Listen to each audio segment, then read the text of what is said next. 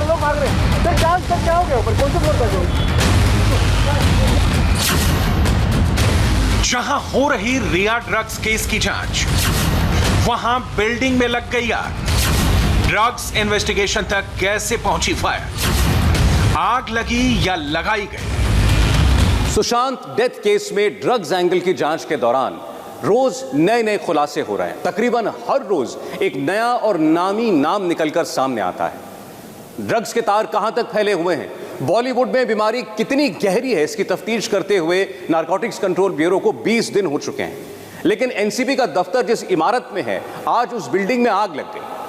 उस इमारत की खिड़कियों से धुआं और ऊंची ऊंची लपटें निकलने लगी। चारों तरफ हड़कंप मच गया और बिल्डिंग के अंदर मौजूद सारे लोग घबरा गए। ये जो बिल्डिंग आप इस वक्त देख रहे हैं, एक्सचेंज बिल्डिंग, इसके तीसरे मंजिले पर एनसीबी का दफ्तर है और यहीं पर सारी इन्वेस्टिगेशन हो रही है, चाहे वो रिया चक्रवर्ती हो, शौविक चक्रवर्ती हो या फिर जो नए नाम बॉलीवुड के निकलकर सामने आ रहे हैं। लेकिन दोपहर 1 बजे के करीब, 1 से 1:30 बजे के बीच में एक्सचेंज बिल्डिंग सोमवार को एकाएक यहां पर अफरा तफरी मच गई। अफरा तफरी की वजह क्या थी?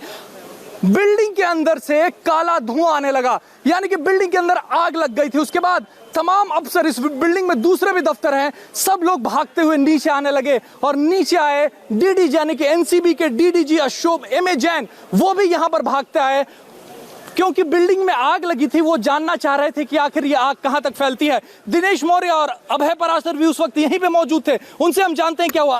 दिनेश, जब अशोक जैन नीचे आए तब क्या माहौल था? क्या वो अपने अफसरों के साथ नीचे आए?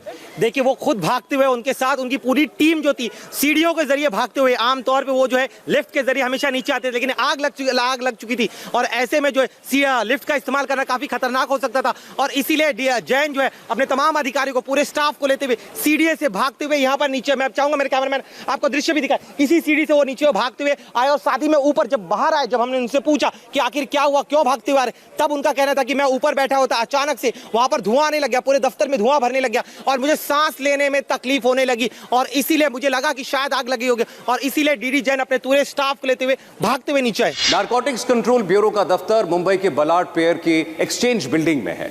सुशांत केस में ड्रग्स एंगल, रिया चक्रवर्ती और बॉलीवुड में ड्रग्स नेक्सस, इससे जुड़े तमाम दस्तावेज और फाइलें इसी बिल्डिंग के अंदर रखी हुई हैं। इसलिए जब आज इस इमारत में आग लगी तो यह आशंका थी कि कहीं इस केस से जुड़े दस्तावेज तो नहीं जल गए।